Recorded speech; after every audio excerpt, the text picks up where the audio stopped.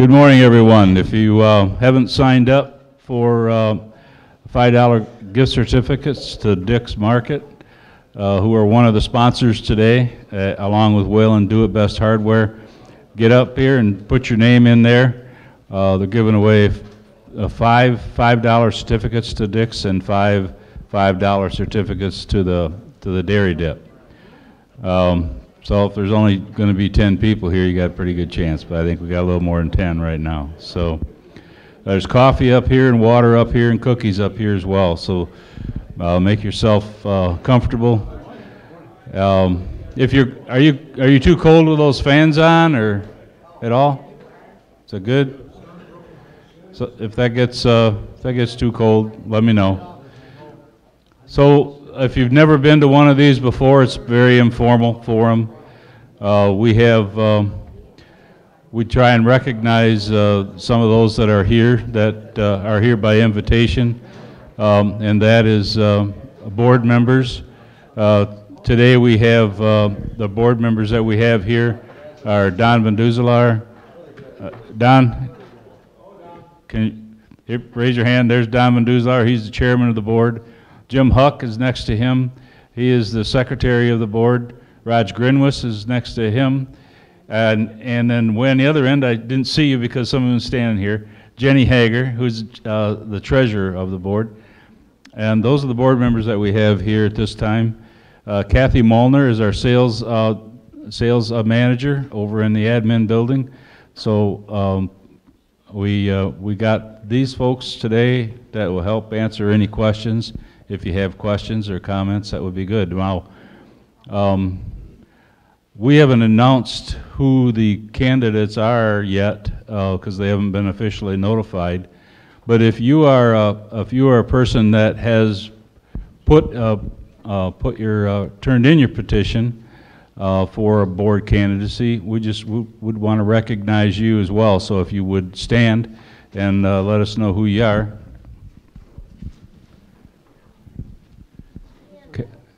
Cal Cronemeyer.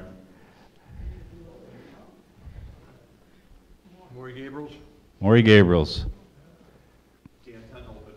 Dan Tenhopen. All right, thank you all for coming. We just kind of kick it off by throwing it out there, see if anybody has anything they want to say or have a question for us. So feel free to do so. Come up. It's informal, so come up and get a cookie and coffee anytime you want.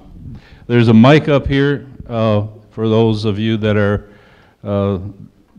prefer to be heard. They have to use the mic or it won't go through the... Yeah. Oh, yeah. If you don't use the mic, it won't be on video. So, anybody got anything? Well, that holds it for the day, folks. We'll see you later. We'll go on to the next event. No, I think that, yeah, Roger. Here. No. How many walleye were planted this year? 1,000. 1,000, yeah. Good question from a fisherman, right? No, yep. What'd you do with summer? Yeah. Well, we got prayers going up for that right now, Dee. We're looking for it. I think Monday we'll have it back. Yeah, I know the flea roast and ox, what's it called? Remember? In Irons. Yeah. There you go. 92 next Sunday. There you go. If you weren't at the board meeting last night, one of the things that we brought up was that we recently invited the DEQ over to Sandy Pines to help us come to some clarification on some of the rules that we have that or that we need to make edits to or that we need to impose. One of them was the 4-foot rule. A lot of you have heard things about that.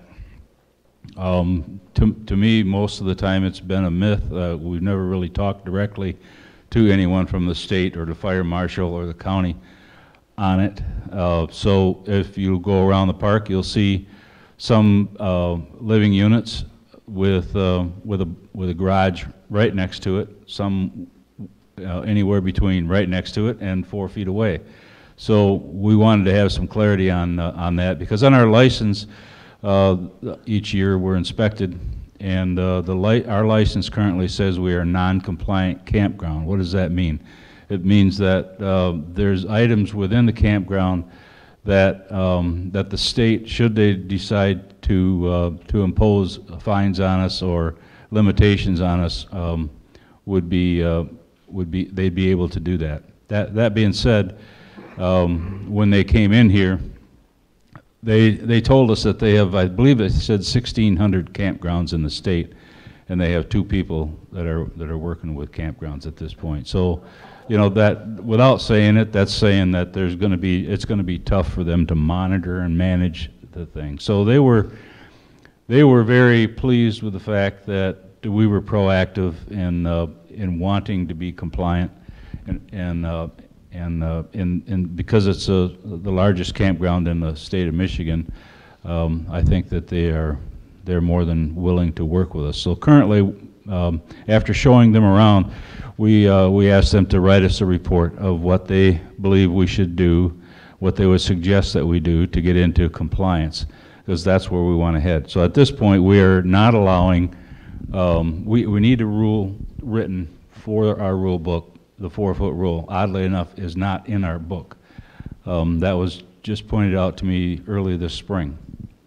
So the only thing we're covered by right now is the first paragraph in the rule book says that any state law supersedes any Sandy Pines law or rule. So that being the case, the state rule is a 4-foot rule. So we're imposing that at this point. Anybody that's wants to put in a shed, they have to comply with that 4-foot rule. So what do we do with those that are not in compliance? That's what we're waiting on. It's doubtful that the state will come back and say you have 30 days for everybody to be in compliance. I don't see that happening. Not from the conversations we've had with them. But again, the report will say that. My expectation is that there will be triggers that will require the sheds to be moved if they're not compliant. One would be that if the membership changes hands, if it transfers to someone else. Another one could be when the shed needs to be repaired or replaced. Those would be two requirements that I think the park has used similarly in the past with trailers and that kind of thing. So that's where I'm hoping it goes, and I would expect that whatever they do, we'll try and minimize the imposition on all of us that are members that have sheds that are not compliant. So I would hope that we get that report within the next couple of weeks. Anybody got anything on the sheds? So there's a grandfather clause is not effective? No. Well, I say yes, I say no, but it could be, I don't think it'll be called a grandfather clause. Again, we're waiting on the report from these folks on what they want us to do, so I can't promise anything. But it would be similar to that. It would be, if your shed is sitting in a spot, as long as you own that and you don't transfer it to anyone else, that shed could stay there. Or if the shed needs to be painted, repaired, re-sided, re-roofed, that would trigger a compliance issue. So that's what I'm thinking it's going to go. Yeah. It seems back quite a few years ago that Mac had this issue, and the state agreed to allow us 2 foot on the shed. So just for clarification, are you talking about 2 foot each, or? Good point. This is not from the sideline. This is from the living quarters. Oh, gotcha. Okay. So all the way around the living quarters. On, was it? Yeah, no, it was. All right. Anything else on the 4-foot rule? All right, now stay tuned for that. Yes? I would guess on the 4-foot rule, so then if you were to sell, so then there's going to have to be some kind of coming together of buyer and seller about the movement of the shed displacement of the shed, who pays for either one That's negotiated between the buyer and seller. by the buyer and seller? Yeah. And then each, I would assume each one of these non-compliant lots would be somehow put in the system for every time this is gonna be a little bit of work, I'm just saying. Yeah, that's why we're hoping that our expectation is that it's not gonna be a 30, 60, 90-day deal, because you're exactly right. It's gonna take documentation, and it has to go, you know, Every site will have to be gone through and looked at. correct.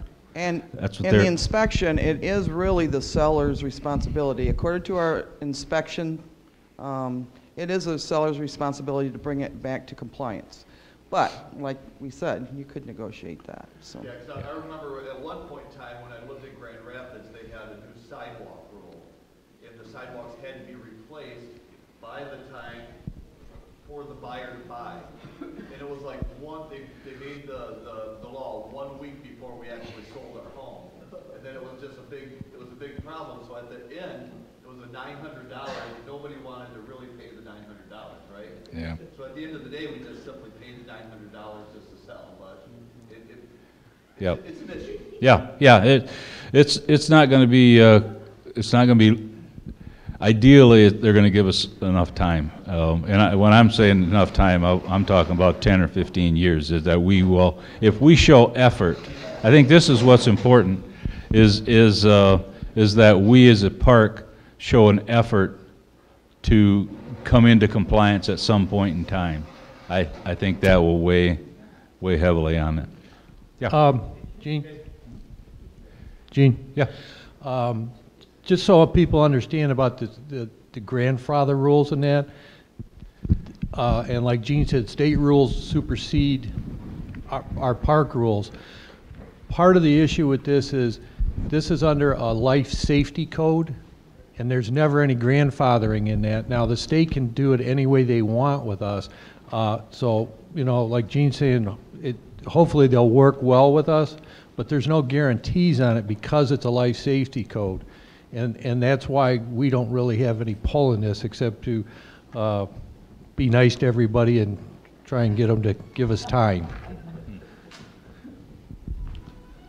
Is this our first time being in non-compliance, or is this abnormal? I think it's the second year that the county has come through and called us. Okay, so normally we are compliant? They haven't put it down as non-compliant before. Okay. We haven't been compliant for quite a while. Okay. But did everybody hear the question or the answer? If you go into the admin office from the north side toward member services, and you go through the glass door and you turn immediately to the right on the wall, right next to the door, is our campground license. At the bottom of that's where you'll see the non-compliance notice on the license. So anything else on the 4-foot rule? Thanks for that note, Jim, because Jim was an inspector. Well, he's retired, but so he's got a good background in knowing the issues that the state requires. So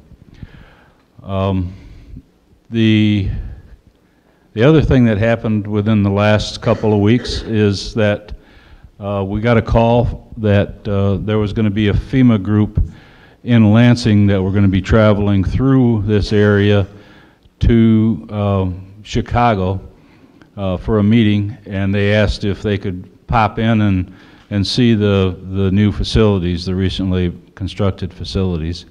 And one out of the three is instrumental in the state with our current application as well. Her name was Jessie. I can't think what her last name was, but they came through. We gave them a tour on the golf cart all the way around the outside of the park, so they had a sense of how big the park is. We took them over to Phase 3, showed them the buildings, and they were thoroughly impressed with those, and they were very pleased with how Kimberly handled the paperwork and Salem Township, and we were pleasantly surprised to hear what they had to say about the buildings without being prompted to.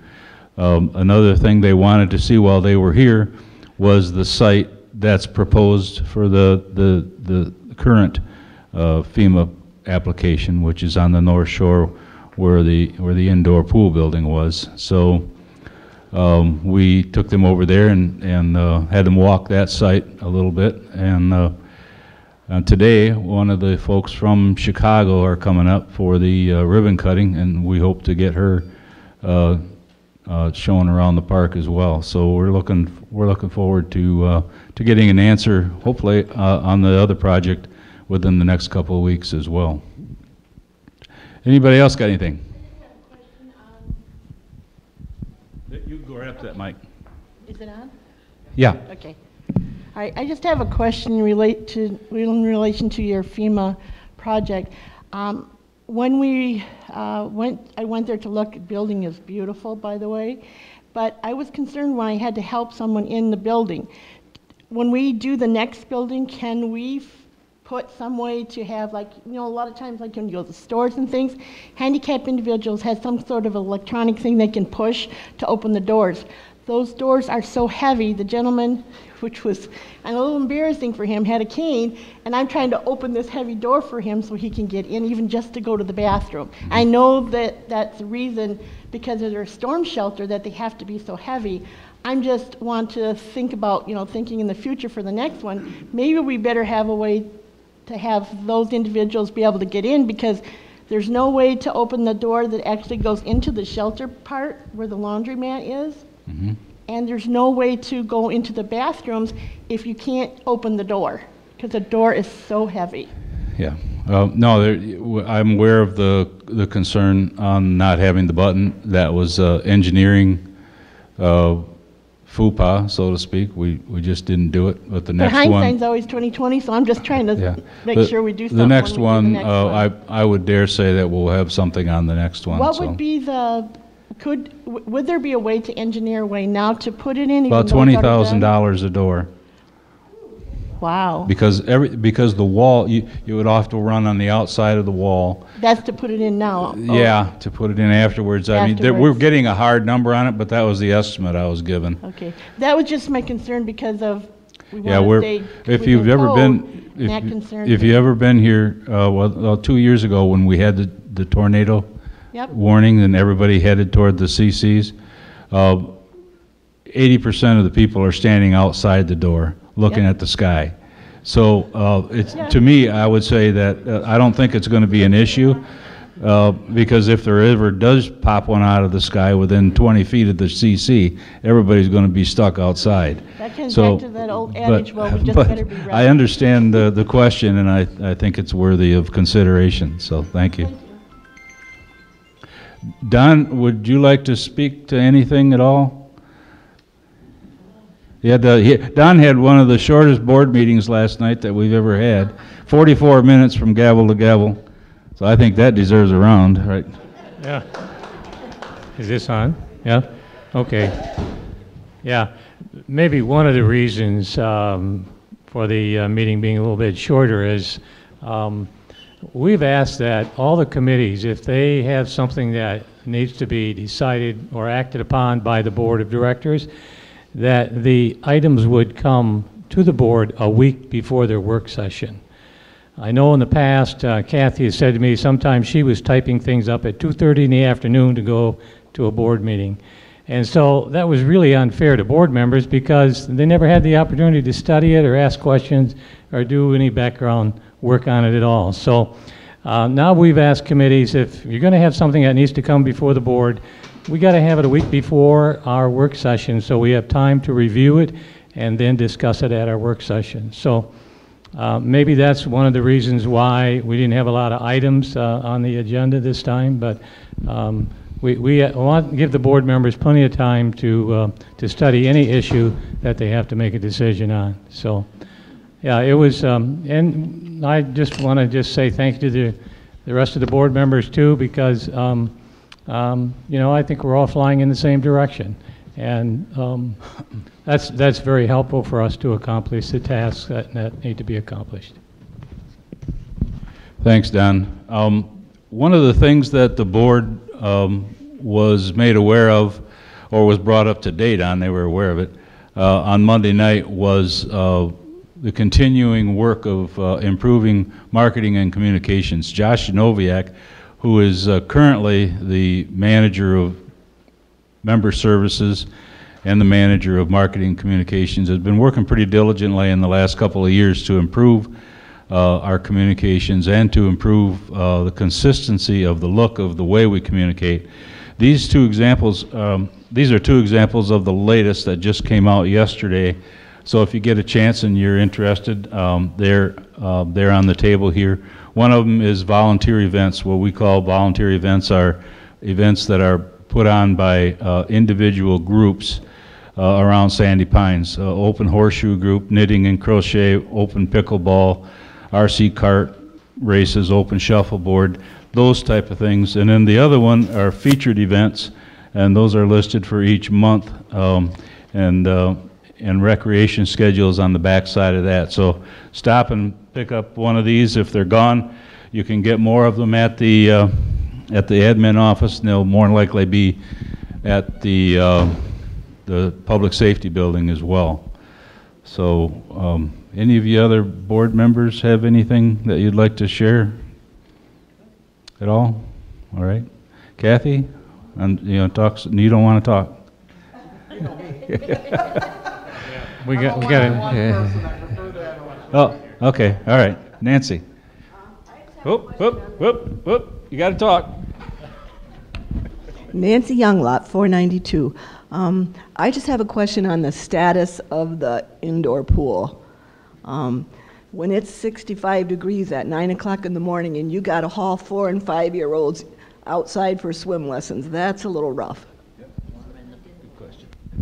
I've gotten that question a few times, and since this weather's gone this way.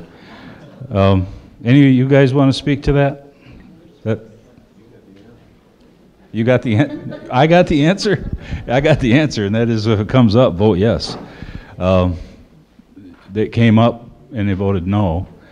For whatever reason, I don't know. But if the board decides to bring a ballot again for an assessment, that's how it will get done. It won't be part of a FEMA project. I guess that's what I'm saying. If it could, we would probably have done it on this time around already. Is the ballot already formulated, or can it be added for this year? The ballots were approved last night. So, and there's 3 of them. And so it's next, well, yeah, for all practical purposes, the earliest would be next year. So we've had a few people asking about it. Those decisions are made by the membership, of course, when it's an assessment. So if you see it come up again, I think that if you feel strongly about it, or if you know others that do, make sure they vote. We were really blessed last year to have the capital reserve go through, and not only as a membership was it a wonderful thing, but it's for our staff as well.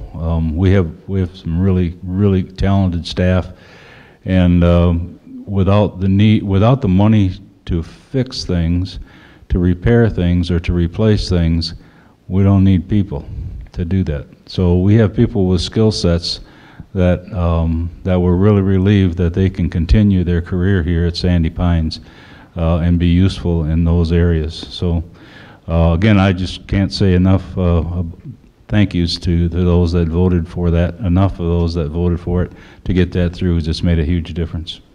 Joel.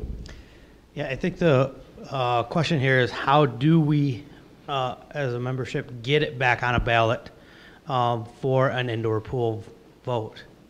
What are the steps that an individual or a group of people need to take to make that happen again?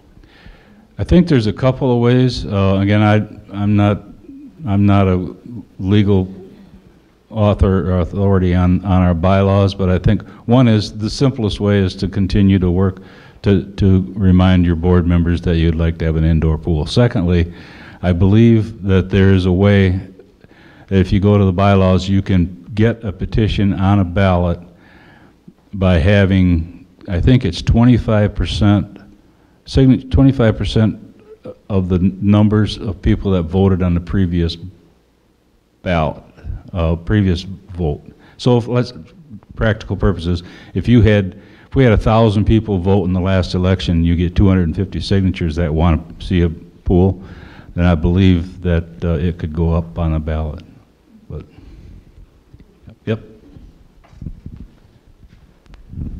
I've had a feeling for a long time that the only way, or one of the surest ways that you give people options to vote one way or another, is to somehow have a design developed. Of course, that costs money without knowing as to whether or not the people will approve it.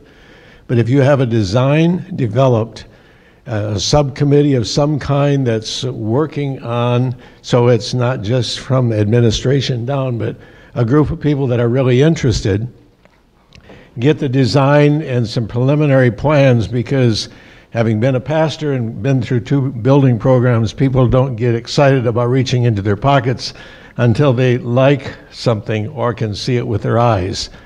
And before it would go on the ballot, again, for people to make a vote, it would seem as though it would be important to have a design and some projected costs.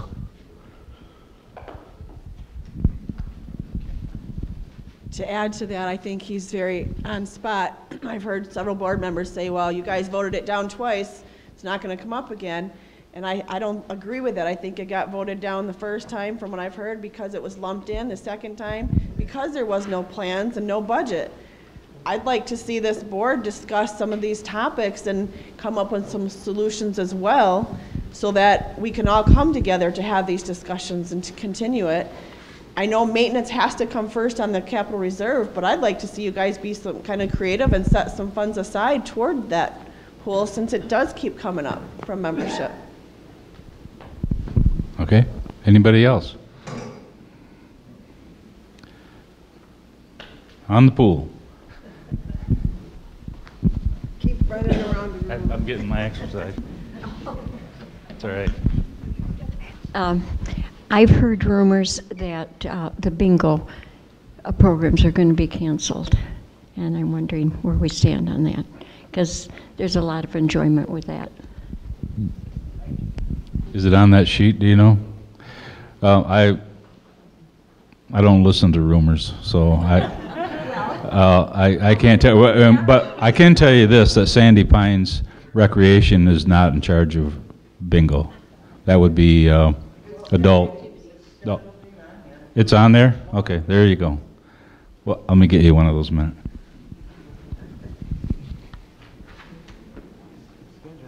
Okay, that's where, these are the kind of things that should be on this sheet that'll answer these questions, so I'm glad you asked the question. It was a perfect example of the better communication again.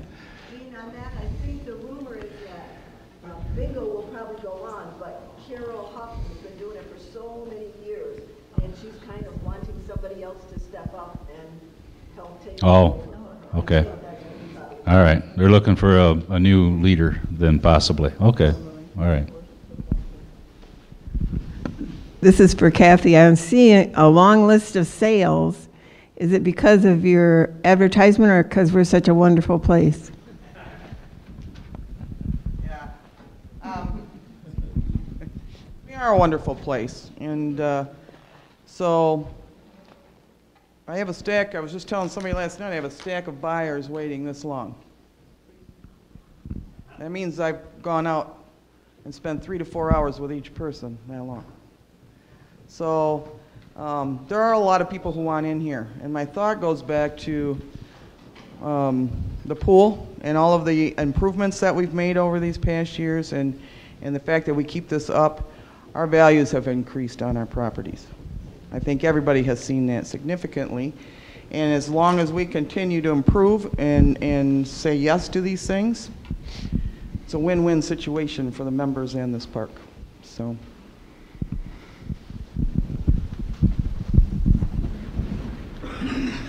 Since we're putting rumors to rest, I heard recently that they're doing something to revamp the boat stake situation, and that if you currently have one and you sell, you may not be able to sell with the boat stake with it, or that's just what I've heard. So that's why I said we're squashing rumors. That's good. That's one of the reasons we have these meetings. 2 or 3 years ago, we had Feenstra come in. They're a surveying company from Jenison. They came in and put waypoints at each boat stake. And then about every 200 to 300 feet, they put what they call a monument. It's a concrete pillar that goes in the ground, and it's typically under the ground by 6 inches or so. So they can find that with a metal detector. Those spots and those GPS waypoints cannot be moved. That's why we had that done. So we still have boat stakes are one of the biggest headaches that we have with member services. It's people wanting them in a place other than where they're supposed to be. People wanting one over here when theirs is over here. The boat stake problem, I said boat stake is a challenge that will continue to haunt us until we do something radical, like taking out boat stakes altogether. But I don't see that happening. I don't, at this point, I can tell you that there's nothing that I'm aware of that's ongoing in discussions with rules or among the administration or the board with respect to if you have a boat stake and you have a boat registered to it and you sell your site, that will transfer with the site. And if you, however, let your boat registration lapse, then there's a chance that you could lose your site. But I think they give a grace period on that, don't they? A couple weeks. They'll let you know. Say, hey, your registration runs out in March, and you give it until June 1st to get it in, and then. There you go. There you go. So we're not looking to make the problem any worse than it already is. So does that answer your question? We typically pay for our boat stake when we pay our dues at the end of the year, so it's October timeframe. Well, yeah.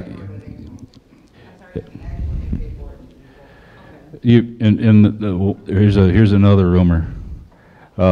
You don't pay for your boat stake; they're free. You pay for a water sticker to have your boat in the water. But if you have a dock, you pay both for the dock and for the water sticker. So at this point, we're not charging anything for the boat stakes. So. Well, my concern actually was when we bought in, when we started looking, we went to Kathy and said, just show us lots that have a boat stake. Yeah. It was the only way I could talk my husband into buying. So I'm just thinking that if that's not an option down the road, that could be something that if we did decide to sell, which isn't going to happen, but that we wouldn't be able to sell the boat stake with it. Yeah. Yeah, and that's a good point. I don't see that changing because the boat stakes add value to your site. I'm sure you paid more for your site because it had a boat stake than you would typically pay for one that didn't have one. That came clear to me about 5 years ago over on K, one of the lower numbers in K, where, and you remember this one, I think it was like 13 or 15, remember that?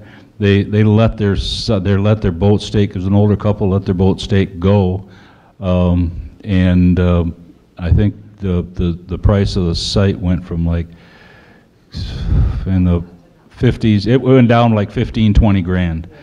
So if you got a boat stake, and that's why you can't find them, because when people have them, they keep them. So can't blame them. Yeah. I just have a question. We're behind the chapel where our boat stake is, and sometimes nothing's usually done back there at all, except for my husband. He works back there and he mows and he rakes, but nobody does anything back there. But between 5 and 6 and everywhere, they got those all nice.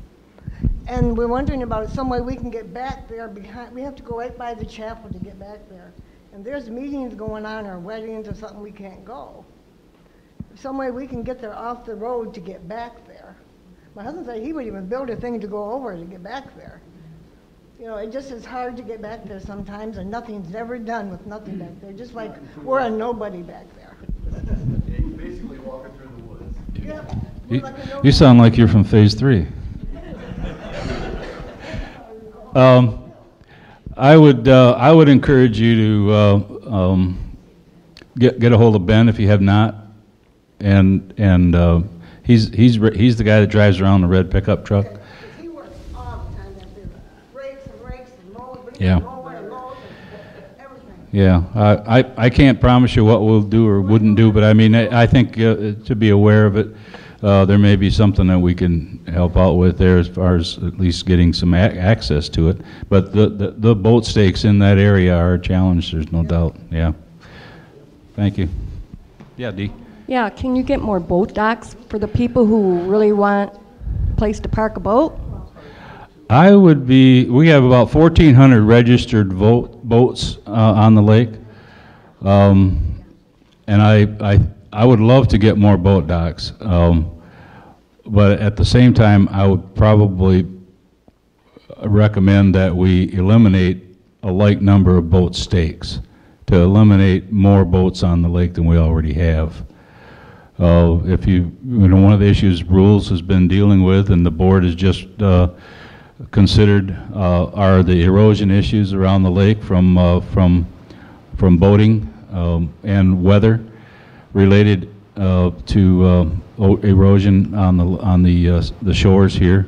We're increasingly seeing more seawalls, which is not a beautiful thing to have, but if you don't have a beach, it's a good alternative to losing your sight altogether. So that all said, boat docks would be really a great thing. We have identified in areas where we could put in probably 5 or 6 more pods like you see in these marinas.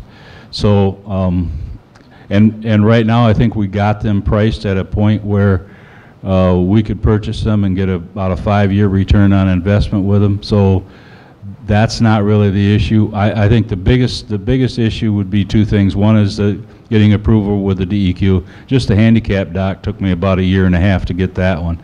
So, but that being said, you aren't going to get it if you don't apply, and we haven't applied. So that's one thing. The other is not allowing more boats on the lake. I think like last weekend when it was so hot, I mean the lake was just churning up here, and that's been that way since we were here in '83 with our family the first time around, and that's what it's all about. You want to have fun on the water, but I would really caution against putting another 150 boats on the water on the dock that currently aren't there. But I hope that we see more docks in the future, Dee. Yep. But the number of boat stakes and boat docks doesn't indicate the number of boats that are actually in the water, right? I mean, you can own a boat and launch Yep. it anytime. Now, if they were all in the water at one time, we'd be in a real issue. Yeah. No, you're exactly right. But it's all relative, it's all percentages. So, and it depends on weather and all that. So, anything else? Yes. I know last year we were talking about access between Phase 2 and Phase 3 without going around the lake. Has there been any work on that or any? I think Long Range is working on that a little bit. Yeah. You want to talk to that at all, Raj? At our last long-range committee meeting, that was discussed at great length, besides a lot of other things. But we are trying to come up with a way to either the present location, do something there, or move it south on the road where 136 comes across. We're talking about putting a tunnel underneath the road. There again, we have to search that a little further to see if the county we can get permits, what it would cost. We talked about maybe a bridge over the top. But then if you got the 100th Street Bridge gets hit 15, 20 times a year, we don't know about putting up a bridge, and a bridge is very costly. I think Kevin looked into it last year, and you're talking about $1 million to put a bridge over there the way it has to be because of the landscaping. And also if we would do a tunnel where the present location is, because the ground is so low, we're afraid of water. If you dig down and put a tunnel under there, we might have trouble with water. So we're thinking that on top of by 136 would probably be the way to do it. And then because of the intersection there, do we go just south of the intersection and come across 136, or do we angle across, and which would be a lot longer tunnel, and it would be a little bit more costly. But the big thing is we are working on it, and we're looking into it. We've also looked into putting up some kind of a flashing light or something, because we haven't had any serious things happen going across, but it's the way we feel it's not if, it's when, and we're pretty concerned about that because a lot of people go across there. But it is being looked at, and there again, depending what we would do with it, would be kind of costly, and we're going to talk to the county and see if the county would be interested in helping us all with that or whatever. But it is being looked at great length. Thank you. Thanks, Raj. That leads into another issue that we just run across this early summer, and that is swimming lessons in the Phase 3 pool, because we have a need for pool space with the loss of the indoor pool over here. Some of the lessons are being done in the Phase 3 pool, and crossing from the Phase 6 gate to Phase 3 is not a safe environment for anyone. So I'm glad that they're looking at this. I hope that we can get some numbers on it so that we can get it on our 10-year capital budget in the next year or so. Get some hard numbers so we know that we can plan for it and make that happen. This year, with respect to the lessons, our intention was to put a crossing guard at the Phase 6 gate. But however, we were reminded by our insurance provider that as members, each of us sign a membership agreement saying that we, as members, are responsible for our children, grandchildren, or guests at all times. So they said if you put a crossing guard out there, you're actually transferring the responsibility over to Sandy Pines, and that's not a liability we're willing to cover. So the insurance company basically said if you're going to have crossing guards there that are employed or work for the park, you're kind of on your own if anything happens. So with that said, we just posted a notice that there would not be crossing guards available. So that leads to another issue, and that is the lack of pool space, which has come up here a couple of times.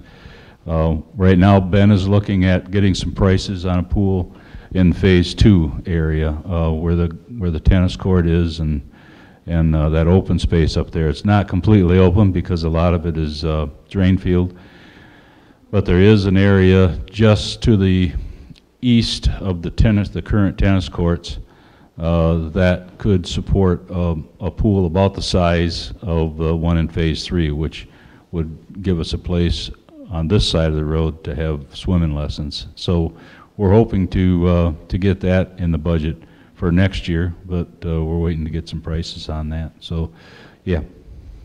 Just to go back to what you were talking about as far as the long-range plan, is there a possibility that either another small committee or somebody could actually talk to, like, our county? We already know how fast those cars go across here. It's not, like you said, a matter of there being or something happening. We need to be proactive because That's just a matter of when it's going to happen. I see kids going across there with their the mopeds, the bicycles, and the traffic. I know some of them realize that Sandy Pines is here, and they do go a little slower or slow down when they see that. And there is a sign there, ways down, for the golf cart sign. But I think we could actually be more proactive, actually liking that idea of having a caution light there.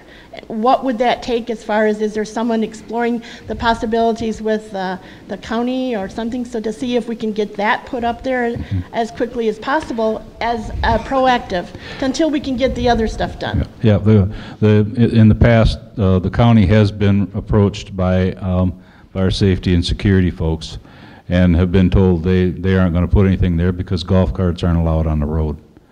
So they've been resistant, to say the least. So Well, maybe they need to be approached again. maybe they do. Yep. They are being approached. Kevin from Long Range Planning is going to approach. What we're going to ask them is if there's a way, at least in season, if we could put some kind of solar flashing lights on the existing signs. But all that has to be approved, which probably means there's 6 committee meetings. So I wouldn't expect to see it this year because it's government. And we all know how fast they work. So, but it is being looked at. Again, we're trying to find a solution until we can get a safer crossing period. So it's not being, it wasn't dropped, it's not being ignored. It's just trying to find something that'll work that we can get approved. You got anything else that Long Range is working on that you want to share or no? Not unless I get asked. Good. I wasn't aware they were working on that, so that's good. Anybody got anything else? How many here are planning on going to the ribbon cutting? Oh, yeah, Austin, I know you are. Good, good. It won't last that long, but we do have a few politicians there, so you never. We're limiting them to 5 minutes each, so we'll try and keep it quick. But Don will be there. There'll be a number of board members there. We're looking forward to seeing that happen and continue on with the next project. So hopefully that happens.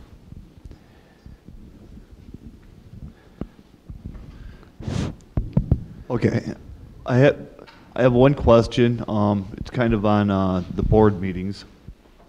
I like that you put comment on the beginning of the agenda, but it also, personally, I think it should be on both sides. It would be nice if membership had an actual agenda ahead of time so that we know what's going on. And then, so when it says rules changes, you have no idea what rules being changed from a membership. So typically when I'm on other boards, we have member comment or public comment at the very beginning for agenda items so that the membership can talk about any items that are on the agenda for the night. And then they would typically have public comment on the end of the agenda for general questions and or comment from the public or membership. So from my standpoint, I would like to see an agenda ahead of time. I like that you're asking for committees to report out a week in advance. That would give you enough time to possibly put an agenda together so that the membership could actually see what's going on for the board meeting, and they can actually have some input on the rules changes, bylaw changes, or anything else that is in front of the board. It's just kind of an opens meeting type of thing where membership can actually be involved and be valued from the board. Thank you. Okay. I don't think there's anyone here that's been to or organized or ran more board meetings than Don right behind you there. So we'll let Don take that as this would be a board issue with respect to the protocols and processes that go on with the board meetings. Yeah, let me just share with you what transpired with the rules on this last board meeting. And when that came to us, there was a lot of items that board members had questions about. And then we did submit the proposal to staff And that's probably another thing we're going to do, is anything that comes to the board a week in advance, it's going to go to staff so they can at least vet it. They can look at it, because very often they have to enforce the rules. They have to act upon them, and they have to put them into place. So we got feedback from the staff, and there were several items on there that staff had difficulty with. So at the work session, the board took some things off what was proposed based upon feedback from the staff. And then one of those items went back to the committee, and the committee itself removed the proposal. So it's a long process, and it takes a lot of time. So by the time we arrived at what was going to go before the board, it was Tuesday. So, and then after that work session, that's when the final agenda is put together. So there isn't a lot of time before the Friday night meeting. Probably the only thing we could possibly do is just put it on the website. Once the agenda is put in place, then we could put it on the website, and you could go to the website and just see what's coming up on the agenda. Do you have, what do you think about the public comment in the beginning for agenda items, and then public comment also at the end for regular items of concern? The reason why we want to hear the comments at the beginning, and the board does not respond, sometimes items come up and it catches the board off guard, and it's not fair. There's many members that come to the meeting and they bring up things, and we're just not prepared to answer it. Maybe we have to do some checking. So the best thing to do is to allow the comments to take place. Notes are kept, and then it'll probably come forward to the board, or in some way there will be some checking, some background done in order to determine, you know, what should we tell that person or persons. So, and you have to understand that the governance that we have is a republic form of government. You elect board members to meet and to make decisions on your behalf. So you have to trust the board members that you elect, that they're going to do what really needs to be done.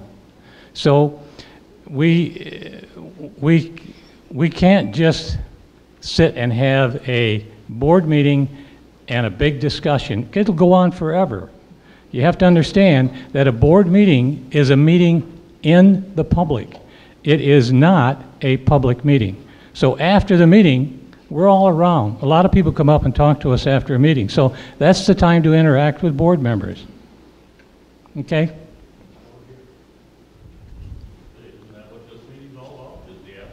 Yeah, and that's what we told a number of members last night. If you want to come back today, we'll interact with membership.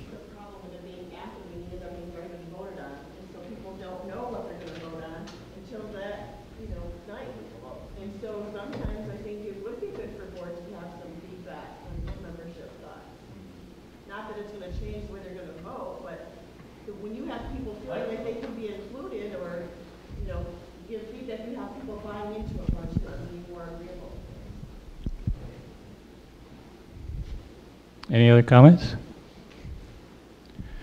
Thank you, Don.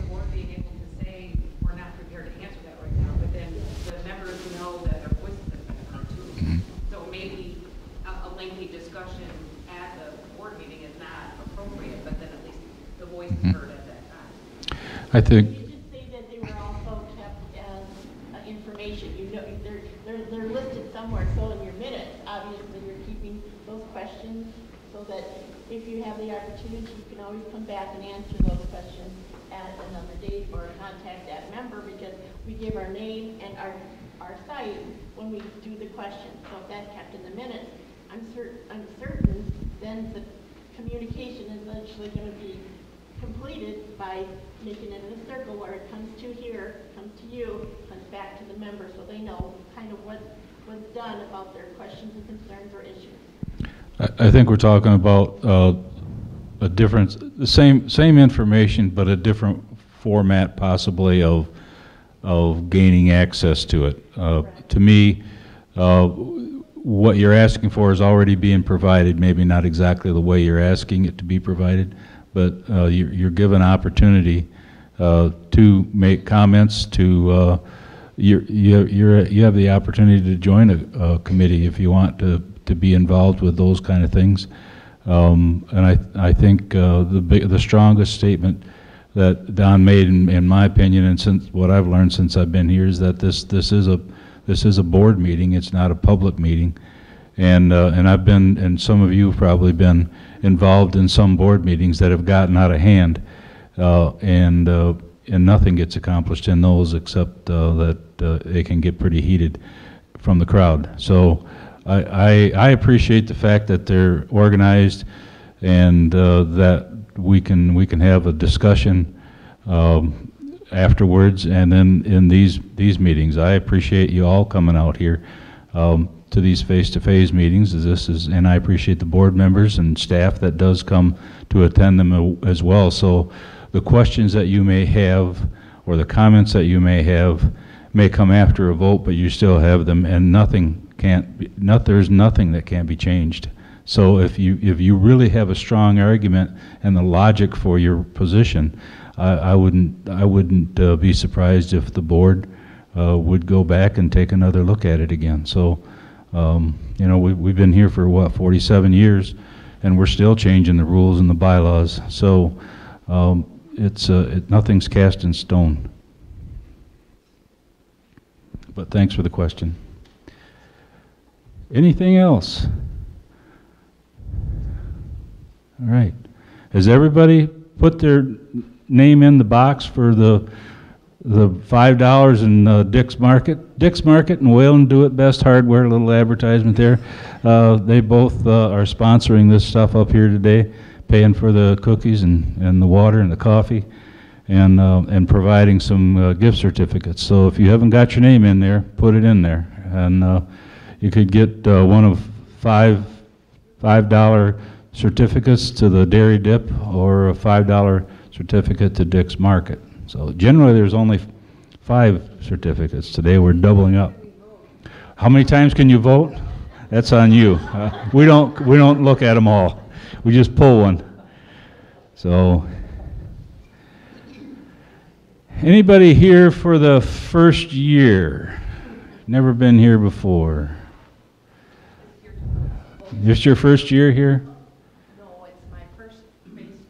First face-to-face, okay. And anybody else first face-to-face? No? Okay. Well, we typically will have these they're scheduled after every board meeting on the Saturday after. We generally will generate the type of conversations that have been going on here today, and it's pretty typical. We appreciate the fact that you come out, that you've given us the time to try and answer your questions, quell some rumors, and take your comments. But you're a pretty quiet crowd, so we might have to wrap this thing up earlier. Go ahead, Raj. Needless to say, I like to fish, but I asked the question about the walleye, the number of walleye. And I don't think a lot of people realize that the 5th largest walleye caught in the state of Michigan in 2015 came from this lake. I think you're right. How big was it? I'm not sure. I know last year Gary back here caught 2 of them. One was 31 and one was 32, I believe, on consecutive days from one of them. That's pretty impressive, since we're told that the fish, the walleye anyway, don't reproduce here in the lake. So it takes, we have to plant them in order to get them back. We also have been planting some hybrid bluegills. If you catch any of those, they're real dark blue with a lot of them have a little tinge of teal on the fin, dorsal fin. Pretty fish. Supposedly they don't reproduce here either. I just have a question about all the weeds over by Phase 3 in that lake area.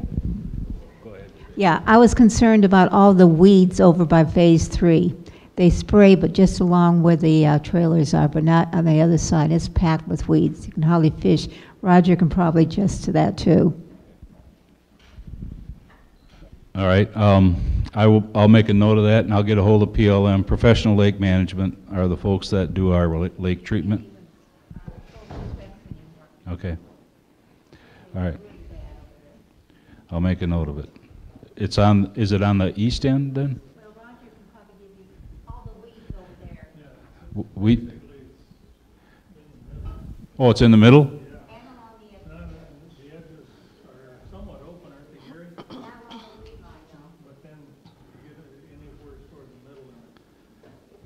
Okay.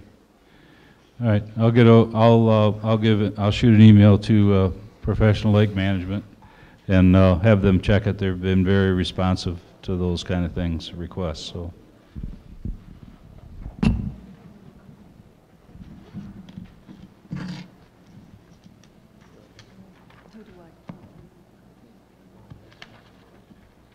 Jean, are they going to do anything more about the carp?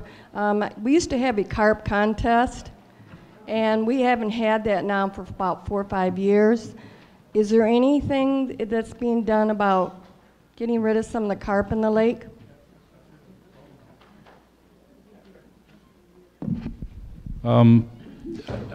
Did they have a carp contest this year? No. They did not? Okay. No. We were strongly encouraged. Remember a few years ago we had a lake and fishery survey done on the lake, and they encouraged us to continue the carp. They thought that would at least curtail some of that and mitigate some of that issue. So I'll talk to Steve on that and see if we can get that thing fired up again. Yeah, because my husband loves to catch those carp over by the dam. Okay. Do they do it with bow fishing or? No, he just fishes off by the dam, and he caught a lot of carp. Okay. Yeah. In the carp contest. Okay. So, yeah. Yeah. To answer your question, that's a contest that should keep going. Yes. Thank you. All right, thank you. Roger tried to enter one in the bass fishing, but they wouldn't let him.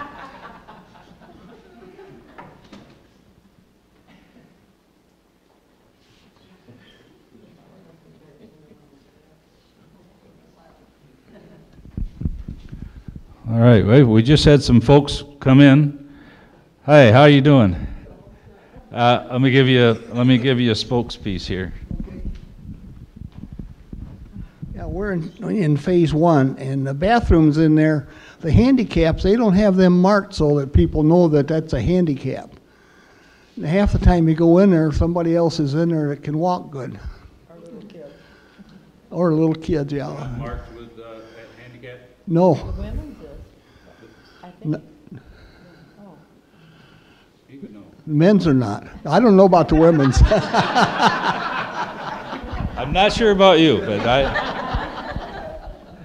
all right, I'll give Ben a note on that too. That's in CC1. Yeah. Yeah. No. Okay. Yeah. Do that.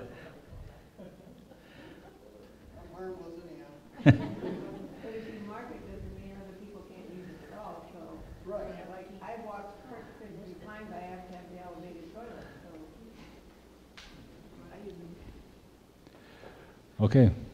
Yeah, that should be an easy fix.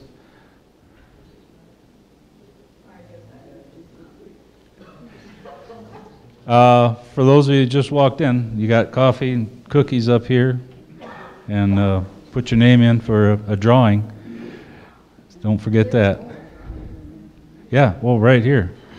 Sign up for a $5 ice cream certificate or a $5 certificate at Dick's. You can sign all your friends up too. So as long as they're here.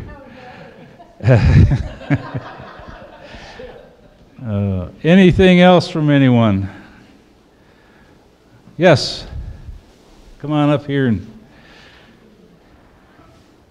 This may have come up before, and I just walked in a little while ago, but I get really concerned about the lack of an indoor pool. I've been here for over 30 years. My kids grew up here. My grandkids come in now. They have a place here. My daughter's in Seattle. She comes all the way from Seattle here for 7 weeks. And a couple of things. First of all, when you get a cool day, windy day, that's when we used to go to the pool.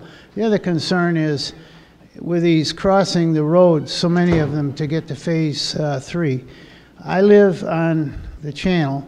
If I take them with a golf cart there, I go all the way around the lake.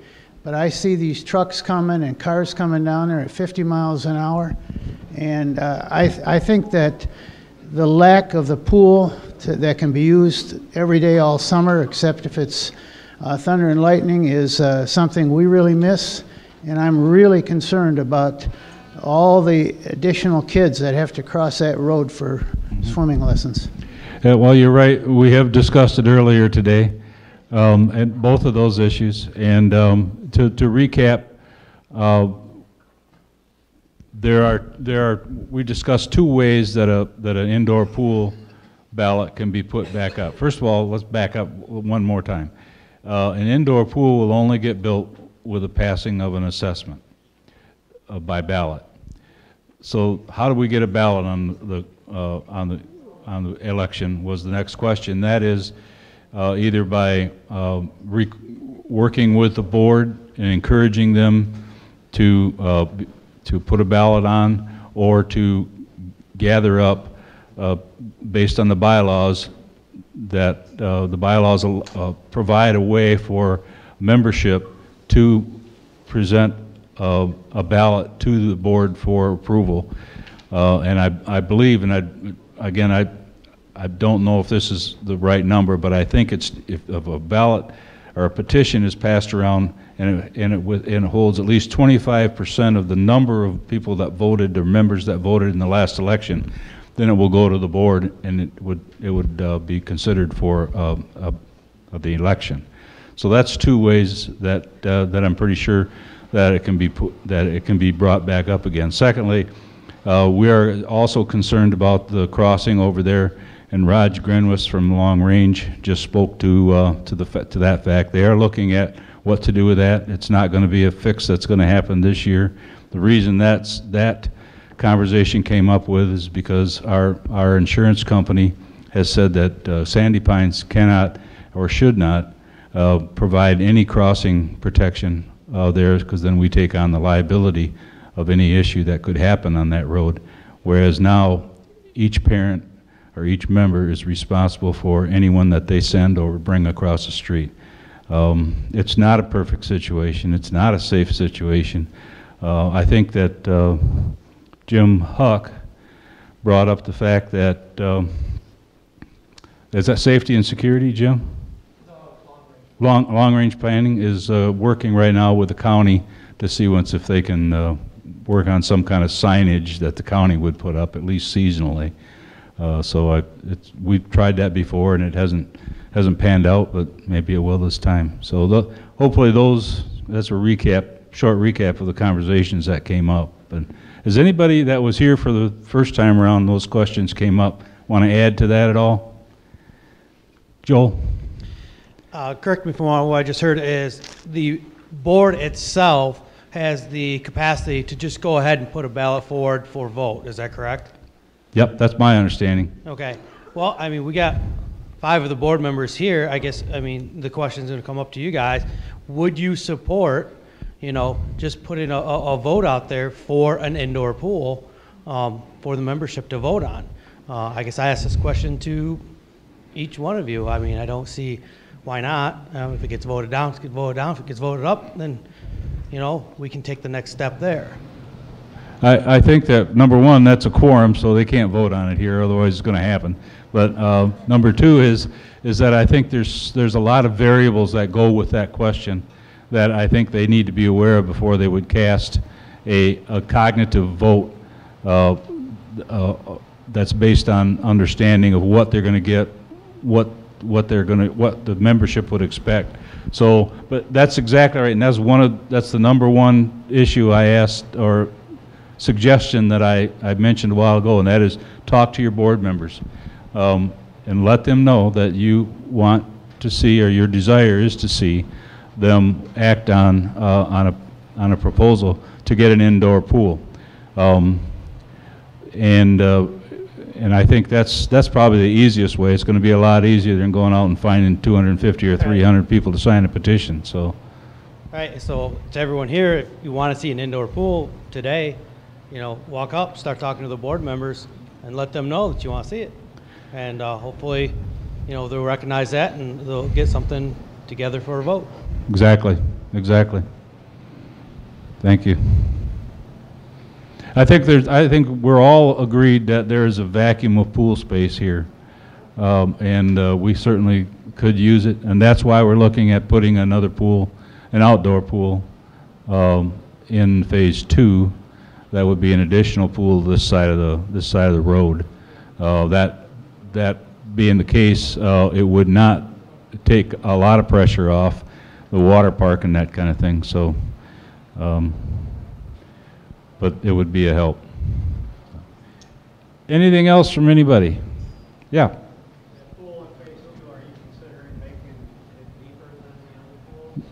No, that was another issue we talked to our insurance company about recently. And 5 foot would be it's not going to be I think if we were to do an indoor pool, we know enough about that right now that the membership would like to have almost like a lap pool.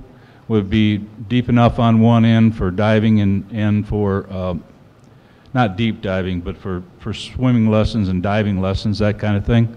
So I think that we're geared more toward putting that kind of facility in an indoor pool situation where it's more controlled, as opposed to an outdoor pool where this may be just for lessons. And I think when I was talking to Ben, I'm thinking that it's going to be 3 to 5 feet, pretty much like the phase 3 pool. Anything else? Yeah. What do we have to do to get a stop sign removed? Okay. I would say my suggestion would be to go to see Keith in public service and make sure that he's in agreement that stop sign should be removed. And if that's the case, he'll get a hold of Ben and maintenance. They'll pull it.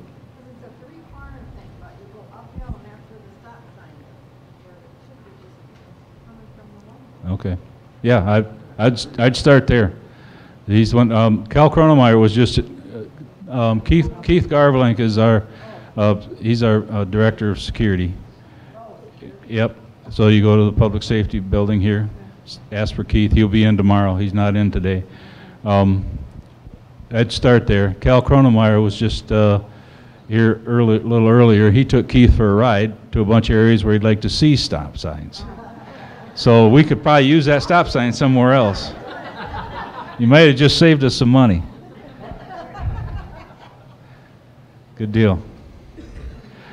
That's just a reminder that this is a great place to come for the kind of things we're talking about today. But I want you to be aware that each one of our department managers is autonomous in the fact that the reason we have had and seen so much success in the last 6 years has been because they're doing a great job. And they are open and available to talk to them about any of the issues that fall under their department. So you may gladly bring them here, and as you see, I'm going to write notes and I'm going to pass it on to them. But you are more than welcome to stop and see any of them, to talk to them about some of the concerns or ideas that you have as well. So they've been very open to that. Yeah, Dee.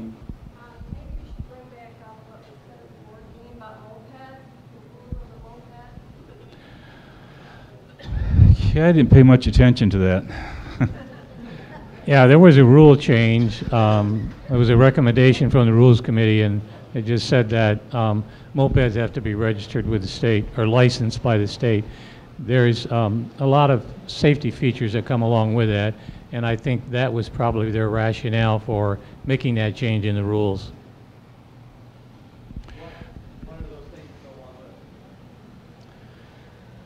You know, there's a number of things, and I don't have those all, you know, memorized as to what they are, but what was the question again, Don? Yeah, what kind of, you know, regulations come along with that from the state of Michigan? It has to do with going on a regular road. For example, on a moped, you can't have a passenger even though you have a seat in the back. That's a state regulation. So I think just to be in compliance with state rules, I think that's why the Rules Committee made that suggestion and proposed that to the board. Yep, that's exactly right. I think there was some confusion about this was a Sandy Pines rule or that's not a Sandy Pines rule, and I think this rule change that they just made last night did exactly that. It just made it clear that we're going to be here in the park. You have to have the same, with the exception of golf carts, any road vehicle have to have the same requirements as a state is requiring.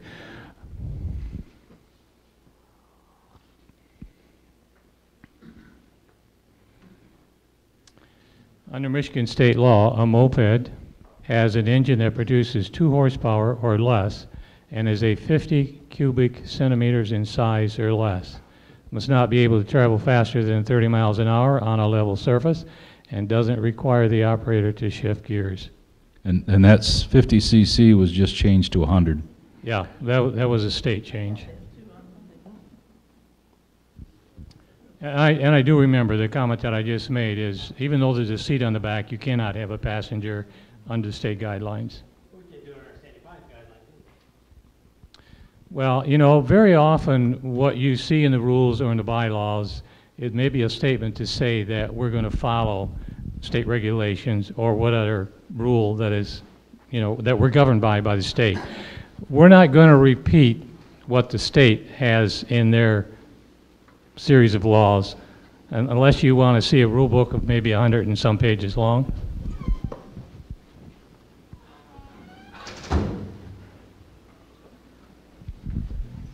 I think one of the things that created the impetus for this clarification was that I think it was Keith that said that he'd had a few cases lately where there are 3-wheeled electric vehicles or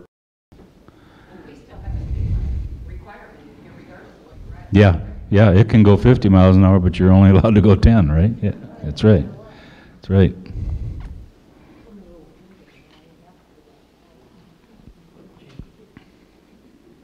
Yep. Oh, sorry. There's a potluck Wednesday night. It says on here that it was the 16th, and in the newsletter it says it's going to be this Wednesday. I got no clue. At one time they had 2 different potlucks, didn't they? It should be. They're every other Wednesday. Yeah, next Wednesday? Okay, there you go. You got the answer here. Yeah, I came one week and there wasn't one. Oh, okay. It's the 2nd and 4th Wednesday of the month. Don't want to miss those. No.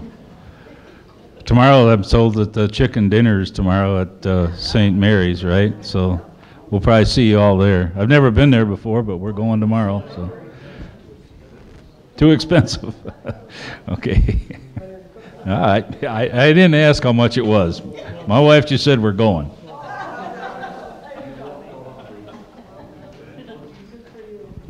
Yeah. Anything else from you folks? It's been good. If there's nothing else, and if the board has nothing else, I saw Dennis walk in.